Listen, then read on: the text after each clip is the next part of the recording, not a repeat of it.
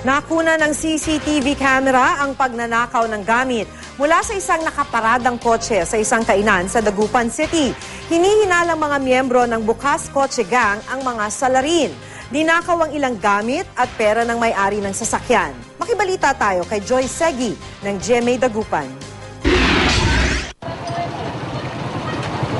Tila sinamantala ng mga masasamang loob ang dagsa ng mga bisita at bakasyonista sa lungsod ng Dagupan.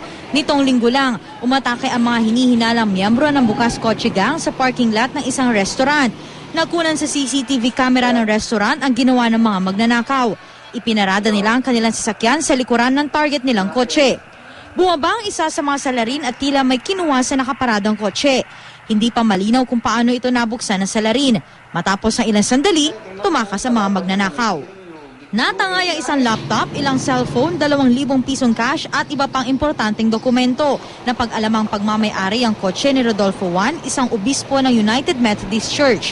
Pati raw Biblia, tinangay ng mga magnanakaw. Bumisita lang doon noon sa lugar ang obispo para mag-almusal.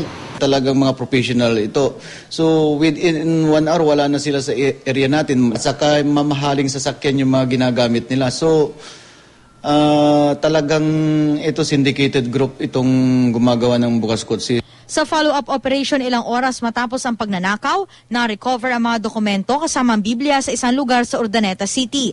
Naibalik na mga ito sa may-ari. Hindi itong unang pagkakataon na nanakawan ng parking lot ng naturang restaurant sa Dagupan. Nadagdagan nila yung CCTV camera at saka yung security guard nila. Nakipag-ugnayan na rin kami. Ayon naman sa pamunuan ng restaurant, hindi sila nagkulang sa pagpapaalala sa kanilang mga customer na magdoble ingat sa pagpapark. May paalala rin ng pulisya sa mga motorista. Lalong-lalo na yung mga may sasakyan na pag pinarking nila yung sasakyan, kung maaari, doon sa malapit doon sa mga gwardya o kaya doon sa mga visible na lugar, hindi doon sa may tagod. Inaalam na ngayon ang pagkakakilanlan ng mga magnanakaw sa tulong ng CCTV footage. Joy Segi, Nagbabalita, Pilipinas.